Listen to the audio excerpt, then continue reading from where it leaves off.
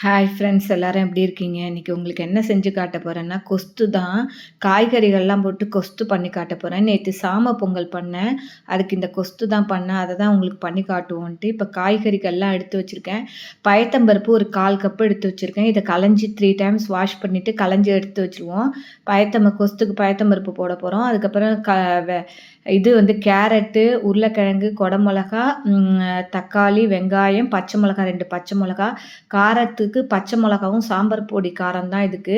இப்போ இதெல்லாம் கட் பண்ணிவிட்டு உங்களுக்கு காட்டுறேன். இப்போ கேரட்டை நல்லா தோல் சீவிட்டு, உருளைக்கிழங்கையும் தோலை சீவிட்டு நம்ம பொடி பொடியாக கட் பண்ணி வச்சுப்போம். ஆக்சுவலாக வெங்காயத்தை அப்புறமா தனியாக வதக்கிட்டு போகிறேன் பாருங்க. தக்காளி எல்லாமே கட் பண்ணி நம்ம வந்து அந்த பயத்தம்பருப்பில் போட்டு வேக விட்டு நம்ம வந்து பண்ண வேண்டியதுதான். இப்போ பயத்தம்பருப்பை தண்ணி ஊற்றி களைஞ்சி கொண்டு வந்து அதில் கொஞ்சம் தண்ணி ஊற்றி வச்சுருக்கேன். இப்போ எல்லா காய்கறிகளையும் அதில் போட்டுருவோம்.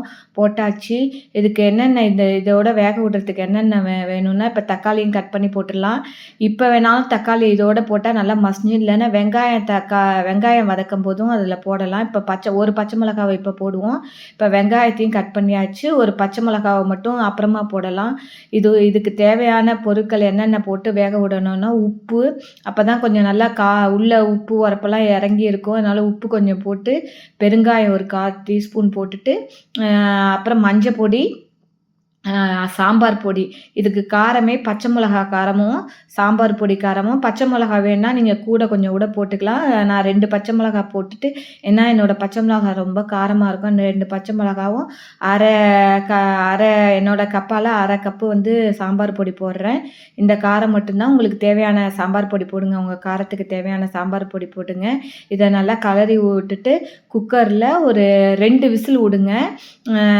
ரொம்ப மசிய வேண்டாம், ரொம்ப வந்து காய் தெரிய வேண்டாம். இந்த பயத்தம்பருப்பு வேகிற அளவுக்கு.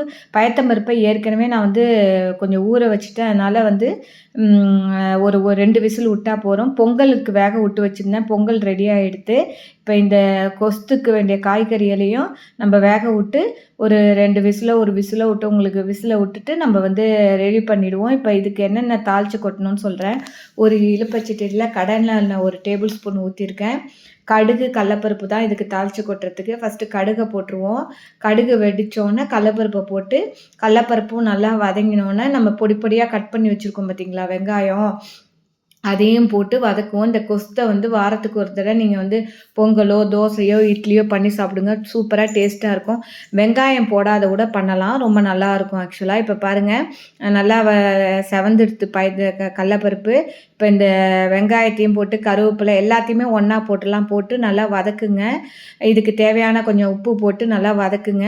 வதக்கி எடுத்துகிட்டு இதை வேக விட்டுறணும். ஏன்னா ஏற்கனவே காய்கறி எல்லாம் நம்ம குக்கரில் வச்சு வேக விட்டதுனால இப்போ வந்து இதை வந்து வேக விடலைன்னா அப்புறம் நல்லா இருக்காதுல்ல. அதனால் இப்போ இதில் வந்து நல்லா வதக்கிட்டு உப்பு போட்டு நல்லா வதக்கிட்டு இதுக்கு தேவையான கொஞ்சம் தண்ணியை ஊற்றி இந்த வெங்காயத்தை மட்டும் வேக விட்டுருங்க. இப்போ நல்லா வதங்கிடுத்து, கலர் மாறிடுச்சு. இதுக்கு தேவையான தண்ணியை ஊற்றிட்டு நம்ம வேக விட்டுட்டு, நம்ம காய்கறியெல்லாம் வேக விட்டு வச்சுருக்கோம் பார்த்தீங்களா, அதை தூக்கி இதில் கொட்டி கடல மாவு 1 டேபிள் ஸ்பூன்னு ஊற்றி ஒரு கொதி வந்தோடனே இறக்க வேண்டியதான். இப்போ நல்லா மசிச்சுட்டு இப்போ இந்த விழுது இருக்குது பார்த்தீங்களா, எல்லாம் காய்கறிகள்லாம் போட்டு வேக விட்டு வச்சுருக்கோம்ல, இந்த விழுதை அதில் கொட்டி ஒரு கொதி வச்சு இறக்க வேண்டியதான். இப்போ கெட்டியாக இருக்குது பாருங்கள். இந்த சமயத்தில் உங்களுக்கு தேவையான தண்ணியை ஊற்றி நீர்க்க பண்ணிங்க. நம்ம தோசை, இட்லி, பூரி, சப்பாத்தி எல்லாத்துக்கும் தொட்டுக்கலாம். பொங்கலுக்கும் நீர்க்க இருந்தால் தான் நல்லாயிருக்கும். 1 டேபிள் ஸ்பூன் கடல மாவு எடுத்து வச்சுருக்கேன். அதை கரைச்சி அது தலையில் கொட்டி நம்ம ஒரு கொதி விட்டு இறக்க வேண்டியதான். சுவையான காய்கறி கொஸ்து ரெடி. நீங்களும் பொங்கலுக்கு ரொம்ப டேஸ்ட்டாக இருக்கும். பண்ணி பாருங்கள் உங்கள் வீட்டில். மேலே கொத்தமல்லியை தூவுங்க. உங்கள்கிட்ட கொத்தமல்லி இருந்தால் கொத்தமல்லி தூவுங்க, இல்லைனாலும் தப்பு கிடையாது. இப்போ எங்கள் வீட்டில் வந்து இன்றைக்கி சாமை பொங்கலும் கொஸ்தும் தான் நான் இது மொத்தமாக பண்ணிவிட்டு நைட்டு தோசை, இட்லிக்கு தொட்டுப்பேன். நீங்களும் உங்கள் வீட்டில் ஒரு வாட்டி பண்ணி பாருங்கள். பிடிச்சிருந்தா என்னோடய சேனல் லைக் பண்ணி, ஷேர் பண்ணி, சப்ஸ்கிரைப் பண்ணுங்கள். Thank you friends. பாய்.